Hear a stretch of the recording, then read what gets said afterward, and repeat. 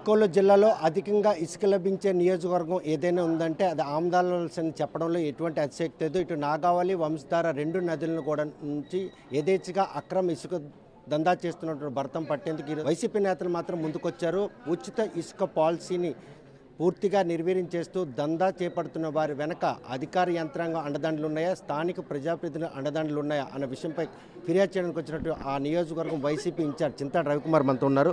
చూస్తే ఉచిత ఇసుక పాలసీ పబ్లిక్ మాత్రం అది ఉచితం అన్నటువంటి ఒక పదమే తప్పగానే అది అందం ద్రాక్షగానే ఇప్పటికీ ఉంది. ఎందుకు ఆ పరిణామాలు చూస్తున్నాయి? ఈరోజు ఏ ఫిర్యాదు ఇవ్వడానికి ఇక్కడికి రావడం? ఉచిత ఇసుక విధానం ప్రకారం యాక్చువల్లీ ప్రభుత్వం పెట్టినటువంటి ఉచిత ఇసుక విధానం ప్రకారం నదిలో ఎటువంటి మెషినరీ అనేది దించకూడదండి. నెక్స్ట్ మార్నింగ్ 9 నుండి ఈవినింగ్ 5 వరకు మాత్రమే రీచ్ అనేది నడవాలి. విఆర్ఓ అక్కడ ఉండాలి, ఇద్దరు మన సచివాలయం ఎంప్లాయీస్ ఉండాలి, ఒక పోలీస్ స్టేషన్ నుండి ఒక వ్యక్తి ఉండాలి. వాళ్ళు ఆన్లైన్లోన నెక్స్ట్ ఒక రికార్డు కూడా మెయింటైన్ చేసి ఏ లారీ ఎటు వెళ్తుందని చెప్పేసి పంపించాల్సిన బాధ్యత. కానీ ఇక్కడ ఆమదాలవలసలో ఏం జరుగుతుందండి? ఈ మిడిల్ మ్యాన్కి ఏం పని అండి? అక్కడ కోన రవికుమార్ తాలూకా కనుసన్నల్లోనే ఎరగాం, పురుషోత్తపురం, ముద్దాడపేట, బొడ్డేపల్లి, సింగూరు ఈ రీచ్లన్నీ, ఇంకా కాకండ్యం ఈ రీచ్లన్నీ కూడా అందులో యథేచ్ఛగా మెషిన్లు దించేస్తున్నాడండి. అసలు ఇంక ఏం భయం లేకపోవడం ఏంటండి? చూడండి ఎన్ని మెషిన్లు, ఒక నదిలో 6 మెషిన్లు దించారంటే ఎంత బరి తెగించారో దీన్ని బట్టి అర్థమవుతుంది. అంటే ఇంత చోద్యం జరుగుతున్న అధికార యంత్రాంగం అటువైపు కన్నెత్తి కూడా చూడకపోవడానికి కారణం ఏమని అనుకో? మరి ఇప్పుడు ఉందండి, చంద్రబాబు నాయుడు గారే చెప్తున్నారు క్లియర్గా ఉన్న, మా పార్టీ నాయకులు ఏం చేసినా వదిలేయండి అని చెప్పేసి. అందులో భాగమే ఇది అంతుందండి. రోజుకు ₹1 కోటి తక్కువ లేకుండా మా నియోజకవర్గంలో ఎమ్మెల్యే ఇసుక ద్వారా భుజించేస్తున్నాడు ఆయన. చూడండి 6 మెషిన్లు ప్రొక్లైన్లు దించేసి ఒక రీచ్లో ఉన్నాయంటే దీన్ని ఏం అర్థం చేసుకోవాలండి? దానికోసం ఈరోజు ఫిర్యాదు చేయడం జరిగింది. ఆయన కలెక్టర్ గారు కూడా మైన్స్ డిపార్ట్మెంట్ వాళ్ళని పిలిచి గట్టిగానే మందలించారు. మీరు కానీ ఏమైనా దీని మీద చర్యలు తీసుకోకపోతే ఖచ్చితంగా ఆయనే కలెక్టర్ గారు వచ్చి ఇన్వాల్వ్ అవుతానని చెప్పేసి భరోసా ఇవ్వడం అనేది జరిగింది. అయితే ఇది ఒకసారి కాదు, గత 4-5 సార్లు కూడా దీని మీద రిప్రజెంట్ చేస్తున్నాం. కానీ ప్రభుత్వం ఉందండి, చంద్రబాబు నాయుడు గారు ఆజ్ఞలు అలా ఉన్నాయన్నమాట. అంటే ప్రభుత్వమే పూర్తిగా బరి తెగించేసింది. పరిణామాలు చూస్తుంటే భవిష్యత్తులో స్థానిక వినియోగానికి ఇసుక అందకుండా పోతుంది అన్నటువంటి పరిణామాలు సుస్పష్టంగా కనిపిస్తున్నాయి. ఇసుక అందకపోవడం ఒక ఎత్తు అయితండి. మీరు మా నియోజకవర్గంలో బూజ్ మండలం ఉందండి. బూజ్ మండలంలో 4 ఓపెన్ హ్యాడ్ ఛానల్స్ ఉన్నాయండి. కాకండ్యం ఒకటి, మామిడి వలస ఒకటి, లంక ఒకటి, ఇంకా పక్కనుండే పెదలంకం, చిన్నలంకం అని 4 ఓపెన్ హ్యాడ్ ఛానల్స్ ఉన్నాయండి. వీటిలో 10 సంవత్సరాల క్రితం కానీ చూసినట్టయితే నదిలో వేసవి కాలంలో కొద్దిగా చిన్న స్మాల్ స్ట్రీమ్స్ వచ్చేటప్పుడు కూడా ఆ ఛానల్స్లో వాటర్ వెళ్ళేదన్నమాట. ఇప్పుడు ఏమైందండి? వర్షాకాలంలో పెద్ద వరదలు వస్తే తప్పించి అందులో ఆ ఓపెన్ ఎయిర్ ఛానల్స్లో నీరు వెళ్ళలేని పరిస్థితి ఉంది. ఎందువల్ల జరుగుతుంది? ఇసుక అనేది తోడేస్తున్నారు. ఇసుక తోడడం వల్ల నది తాలూకా లెవెల్ అనేది ఏమైంది? కిందకి వెళ్ళిపోతుంది. కిందకి వెళ్ళిపోవడం వల్ల ఫ్లాష్ ఫ్లడ్స్ వస్తే తప్పించి ఆ ఛానల్స్లోకి నీరు వెళ్ళట్లేదు. వాటర్ ఫ్లోనే కాకుండా నదీ పరివాహక ప్రాంతాల్లో రక్షిత మంచినీటి పథకాలకు కూడాను ఈరోజు ఒక గడ్డు కాలం వస్తుంది అన్నటువంటి సంకేతాలు కనిపిస్తున్నాయి. ఇసుక ఉంటే కదండి అది వాటర్ని డిపాజిట్ చేసి కిందకి పీల్చేసి ఉంచుతుంది.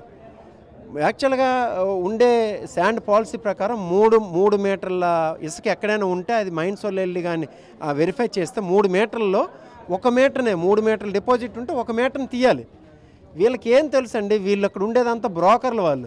వాళ్ళు వచ్చి మెషిన్లు పెట్టాడు, లారీలు పెట్టి తోడుకెళ్ళిపోవడమే. ఇదంతా కూడా మైనింగ్ అధికారులు మొద్దు నిద్ర ఒక కారణం అని చెప్పుకోవాలి. లేదా జిల్లా యంత్రాంగం పర్యవేక్షణ లోపం వారికి ఆదాయ వనరుగా మారింది. ఖచ్చితంగా యంత్రాంగం తాలూకా లోపం కూడా ఉంది. ఇంకేంటంటే ప్రభుత్వం తాలు బరి తెగింపు, ఇది టీడీపీ నాయకుల తాలు బరి తెగింపు. ఎవరైనా అక్కడికి వెళ్తుంటే వాళ్ళ మీద దాడులు చేస్తున్నారు. విఆర్ఓ అక్కడ ఉండాలండి. విఆర్ఓ ఉంటే ఏం చేస్తున్నారు? నీకు ఇక్కడ ఏం పని, వెళ్ళిపో అని చెప్తున్నారు. అంటే పూర్తిగా బరి తెగించి ఇంకా మాకేం వడ్డు, మాకు చంద్రబాబు నాయుడు గారు ఉన్నారు చూసుకుంటున్నారు, ఇక్కడికి వస్తే లోకల్ ఎమ్మెల్యే ఉన్నాడు చూసుకుంటున్నాడు. లోకల్ ఎమ్మెల్యేకి మొత్తం ముడుపులు అనమాట. సాయంత్రం వెళ్ళేసరికి లెక్క అప్పచెప్పాలి లోకల్ ఎమ్మెల్యేకి ఎంత వస్తుందని చెప్పేసి. ఆమదాలవలస నియోజకవర్గంలో ₹1 నుండి ₹1,30,00,000 రోజు ఇసుక అక్రమ రవాణా జరుగుతుందంటే చూడండి. మీకు గత రికార్డులు ఒకసారి తిరిగి చేస్తే, ఏది మన మైన్స్ డిపార్ట్మెంట్లో ఉన్నటువంటి గత రికార్డులు చూస్తే శ్రీకాకుళం జిల్లా నుండి రోజు విశాఖపట్నానికి 8,000 నుండి 11,000 టన్నుల ఇసుక అనేది రవాణా జరిగేది. ఈరోజు ఆన్లైన్లో కానీ మైన్స్ డిపార్ట్మెంట్ ఆన్లైన్లో కానీ చూసుకున్నట్లయితే శ్రీకాకుళం జిల్లా నుండి విశాఖపట్నంకి వెళ్తుంది ఎంత అండి? 400 టన్నులు 500 టన్నులు జరుగుతుంది. అంటే మిగతాది ఏమవుతున్నట్టు? దొంగ బిల్లులు పెట్టి పంపిస్తున్నారు వాళ్ళు. మిగతా 8-9,000 టన్నులు కూడా దొంగ బిల్లులు పెట్టి పంపిస్తున్నారు. అది ఇక్కడ జరుగుతున్నటువంటి చోద్యం. అధికారులు చోద్యం చూసి కూర్చుంటున్నారు ఈరోజు. అది రిప్రజెంట్ చేసాం. దాని మీద కలెక్టర్ గారు కూడా బాగానే పాజిటివ్గానే రెస్పాండ్ అయ్యారు. చూద్దాం ఏం జరుగుతుందని చెప్పేసి. ప్రస్తుతం ఇంకా నియోజకవర్గం ఇంకే సమస్యలు ఉన్నాయి, మీరు పోరాడుతున్నటువంటి ఈ సమస్యలకి మీకు పార్టీ పరంగా ఉన్నటువంటి అండదండలు సంపూర్ణంగా ఉన్నాయా, లేకపోతే అవి లేకపోవడంతోనే వారికి ఈ ఇష్టారాజ్యంగా వ్యవహరించేందుకు చేదండి? ఖచ్చితంగా పార్టీ నుండి ఎందుకు అండదండలు ఉండవండి. ఇగోండి ఇతను ఉన్నారు, మా జిల్లా గ్రీవెన్స్ సెల్ ఇన్ఛార్జ్ శంకర్రావు గారు అని చెప్పేసి. జిల్లా గ్రీవెన్స్ సెల్కి ఏంటంటే పార్టీ తరఫున ఉన్నటువంటి అధ్యక్షులు ఆయన. ప్రతి వారం ఆయన వస్తున్నారు, కలిపే రిప్రజెంట్ చేస్తున్నాం తీసుకెళ్ళి. పార్టీ నుండి ఖచ్చితంగా మాకు అందరికీ సపోర్ట్ ఉంది. ఇంకా ఇది చూడండి, పొందూరు మండలం ఉందండి. పొందూరు మండలం తానేమనే ఒక పంచాయతీ అండి. ఇది చూడండి ఒకసారి, ఈ ఫోటో చూస్తే తెలుస్తుంది. ఇది ఒక రియల్ ఎస్టేట్కి వెంచర్కి ఉన్న త్రోవ అండి. ఇది చూడండి, ఆ పక్కన రియల్ ఎస్టేట్ వెంచర్ తాలూ బోర్డు కూడా ఉంది. ఈ రోడ్డు ద్వారా ఇంకే గ్రామానికి కనెక్టివిటీ లేదు. ఈ రోడ్డు నుండి ముందుకెళ్తే అక్కడ ఒక ఇల్లు కానీ ఇంకొక ఆవాసం కానీ ఏమీ లేదండి. దానికి ఏం చేశారండి చూడండి, మన ఎన్ఆర్ఈజిఎస్ ద్వారా 28 లక్షలు ఖర్చు పెట్టి ఒక రోడ్డు వేశారు. ఎవరు సొమ్మండి ఇది? అంటే ఇది ఎమ్మెల్యే చెప్తే వేసేస్తారా? రియల్ ఎస్టేట్ వెంచర్కి కూడా రోడ్డు వేసేస్తారా? ఇది ప్రభుత్వ ఖజానా కాదు. ఇది పండుగలో భాగంగా ప్రతి పల్లెకి కూడాను రోడ్లు సీసీ రోడ్లు వేయాలన్నట్టు వాళ్ళు పిలుపునిచ్చిన నేపథ్యంలో ఇది మిస్యూజ్ అయినటువంటి పరిణామం కనిపిస్తుంది. ఖచ్చితంగా అండి. ఇది రియల్ ఎస్టేట్ వెంచర్కి 28 లక్షలు ఖర్చు పెట్టి రోడ్డు వేయడం ఏంటండి?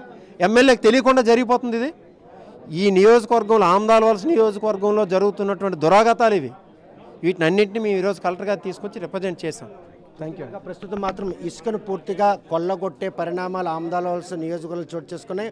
మరోవైపు పల్లె పండగ పేరుతో రహదారుల నిర్మాణానికి ఈరోజు ఎన్ఆర్ఈజిఎస్ నిధులు దుర్వినియోగం చేస్తున్నారని ఒక రియల్ ఎస్టేట్ కోసం ఈరోజు సిమెంట్ రోడ్లు వేయడానికి కూడాను ఆ సమస్యలపై ఈరోజు కలెక్టర్కి ఫిర్యాదు చేయడం జరిగింది. ఈ సమస్యల పరిష్కారం దిశగా కనుక ప్రభుత్వ యంత్రాంగంగా నిర్ణయం తీసుకోకపోతే మాత్రం పోరాట బాట పడతామని చెప్పి చింతాడు రవికుమార్ హెచ్చరిస్తున్నారు. మరి అధికారులు ఈ విషయంపై చర్యలు తీసుకుంటారా లేదా అనే విషయం వేచి చూడాల్సింది. వీడియో జర్నలిస్ట్ రాంకిషన్తో సత్యం, RTV శ్రీకాకుళం. మరిన్ని వీడియోస్ కోసం ఛానల్ ని సబ్స్క్రైబ్ చేయండి. లేటెస్ట్ అప్డేట్స్ కోసం వాట్సాప్ ఛానల్ ని ఫాలో అవ్వండి. అండ్ లింక్ డిస్క్రిప్షన్ లో ఉంది.